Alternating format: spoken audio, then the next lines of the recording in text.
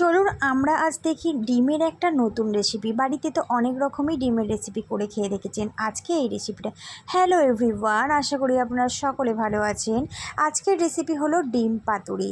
তো প্রথমে আমি ঝিরিঝিরি করে আলুটা কুচিয়ে নিয়েছি আর 4-5টা ডিম সেদ্ধ করে নিয়েছি, নিয়ে অর্ধেক করে রেখেছি। আলুটা দিয়ে তারপর আমি একটু আদা রসুন টমেটো পেঁয়াজ একসাথে পেস্ট করে নিয়েছি। কলা পাতা তো এবার সব অবশ্যই লাগবে। রকম মশলা এবার দিয়ে দেবো। 2 আলুগুলো দিয়ে চামচ দিলাম। লঙ্কার গুঁড়ো দিলাম, আর 2 চামচ হলুদ গুঁড়ো দেব,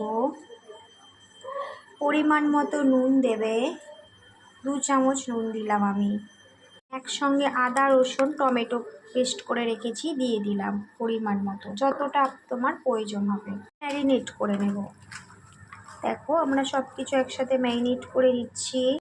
মশলাটা ম্যারিনেট করার পর 3 থেকে 4 চামচ সর্ষের তেল দিয়ে দেবো। দিয়ে 2 মিনিট রেখে পাতাটা একটু নরম করে নেবে। তারপর পাতার মধ্যে ওই মশলাটা দিয়ে দেবো।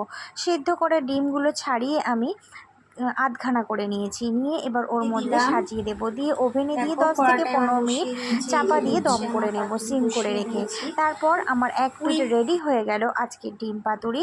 এবার ওপর পিঠটা আমাকে করতে হবে। একটার ওপর একটা থালা দিয়ে পাতাটা দিয়ে ভালো করে উল্টে নেবে, নিয়ে আবার 2 থেকে 4 মিনিট দিয়ে দেবেন, 4-5 মিনিট দমে রাখবেন। তারপর আজকের রেসিপি তৈরি হয়ে গেল ডিম পাতুরি। ভালো লাগলে অবশ্যই বাড়িতে বানিয়ে খেয়ে দেখবেন। Tata, by.